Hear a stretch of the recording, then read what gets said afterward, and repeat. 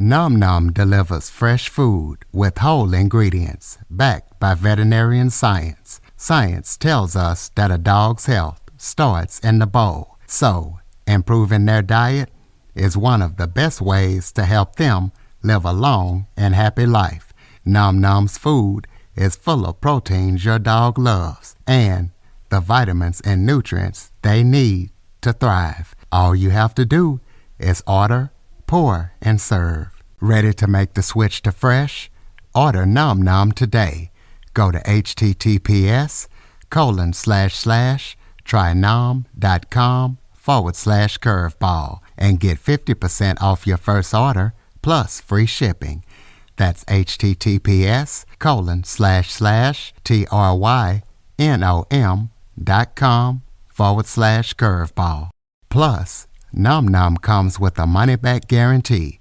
If your dog's tail isn't wagging within 30 days, Nom Nom will refund your first order.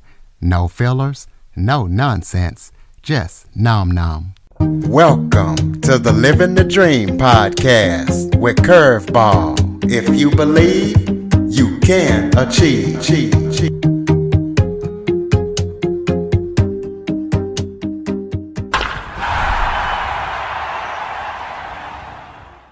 Welcome to Living the Dream with Curveball, a podcast where I interview guests that teach, motivate, and inspire you to stop at nothing to fulfill your dream. Today, I am joined by a special guest. She is the one and only Samantha Lane. At 29 years of age, after years of being a workaholic, she had her chest cut open, so she decided to change her habits.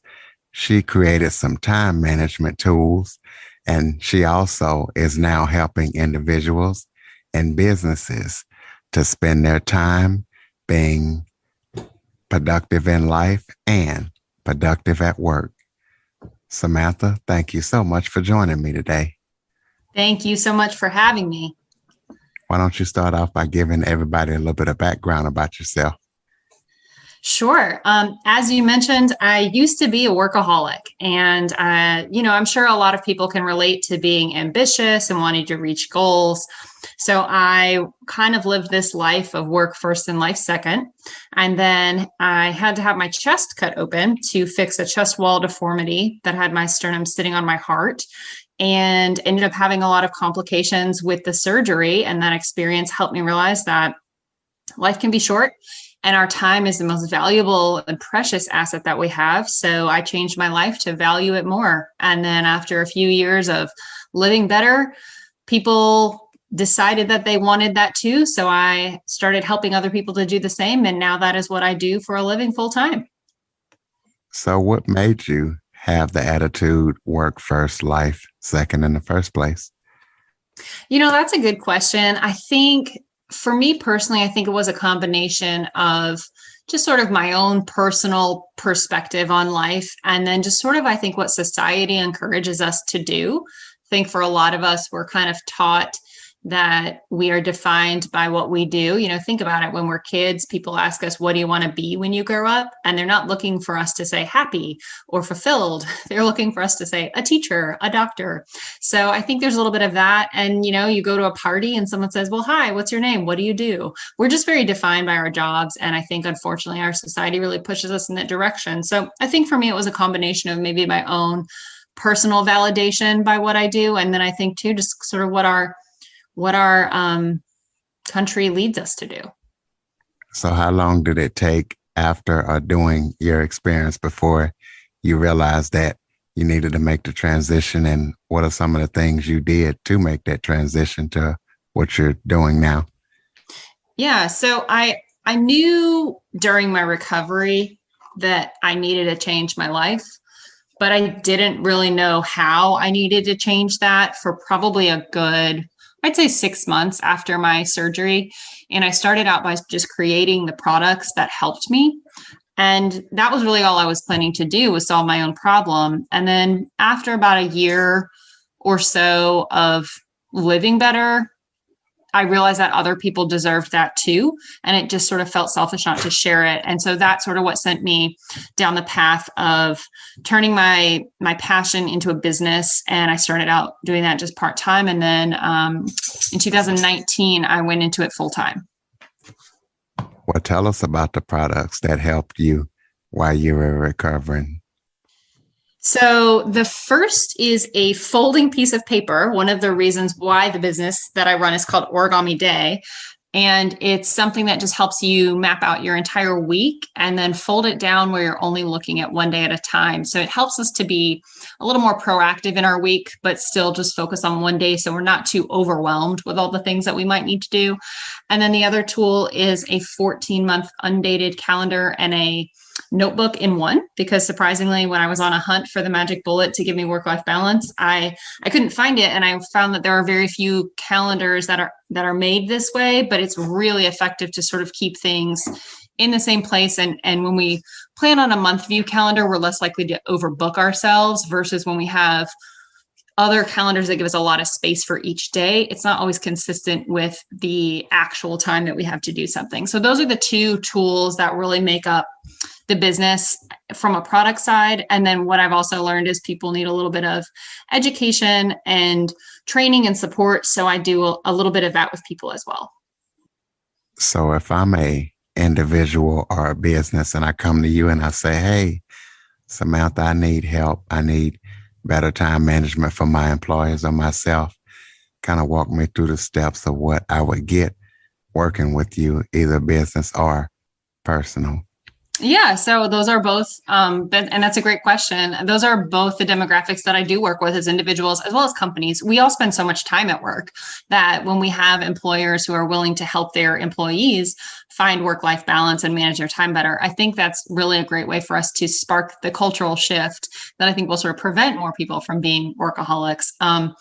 So for both individuals and companies, I always give a free download of the weekly planning sheet so that anyone can give it a try, because I think if we just start planning once a week and looking at our time in a strategic way, then that's one of the quickest steps to having more balance in your days. And so I usually will encourage everyone to get that free download and start planning.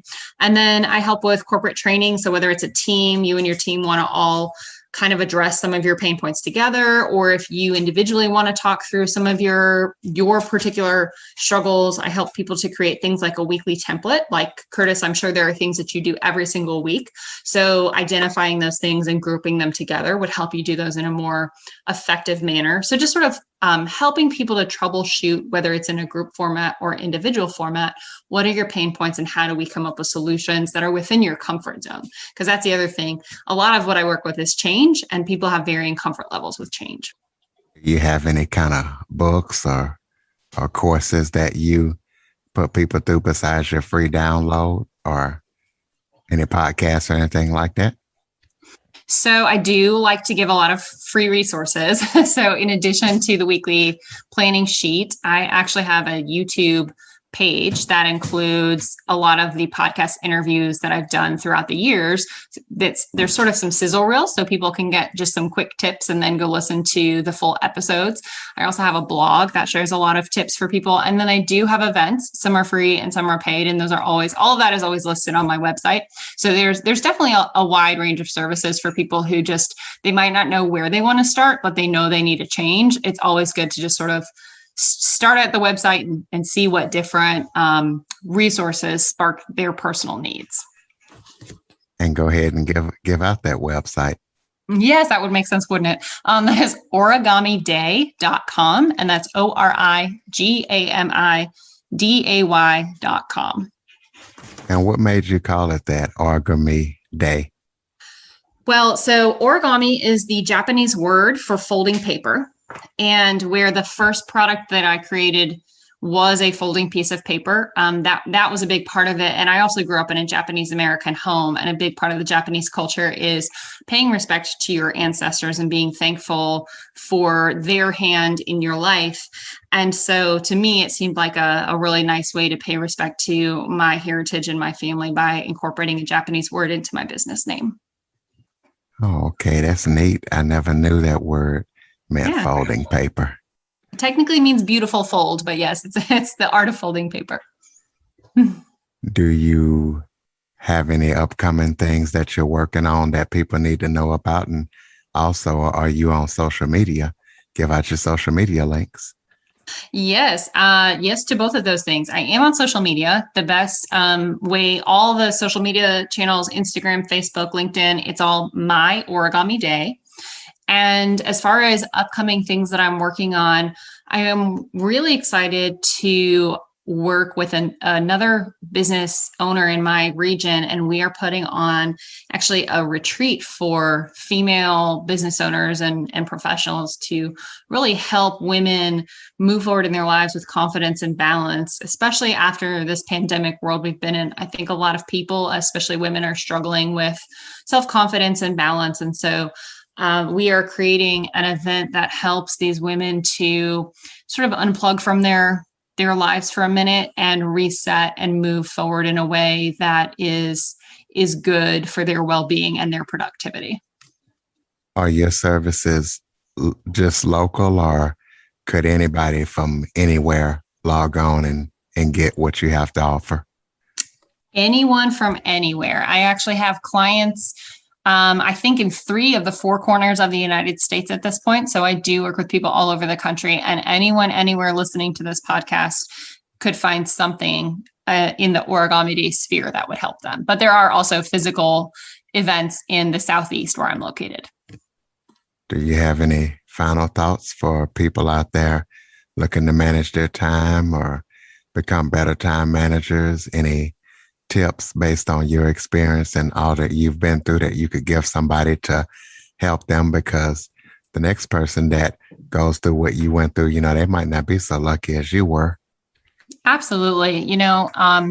I was thrown a curveball, and I know that's something that you talk about on your podcast. And the beautiful thing about that curveball was it forced me to have a realization that I wish everyone could have without that same experience. And that realization is that how we spend each day is how we spend our lives. And that time is a precious resource that we can actually manage a lot more and control a lot more than maybe we're led to believe. So outside of that encouragement that each and every one of us can manage our days in a way that lets us be present in our lives while still being productive, I would encourage people to think about 3 tips to do that. One would be identify what's most important in your life and in your career. And once you have those prioritizations, those priorities, then take time each week to make a written plan for the week so you can be proactive versus reactive in your days.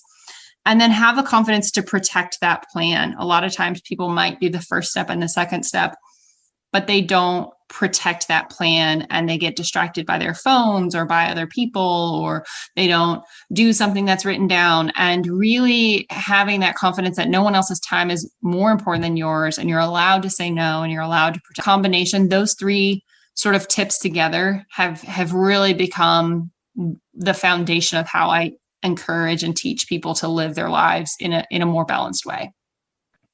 Ladies and gentlemen, Samantha Lane, origamiday.com. For more information on the Living the Dream podcast, visit www.djcurveball.com. Until next time, stay focused on living the dream.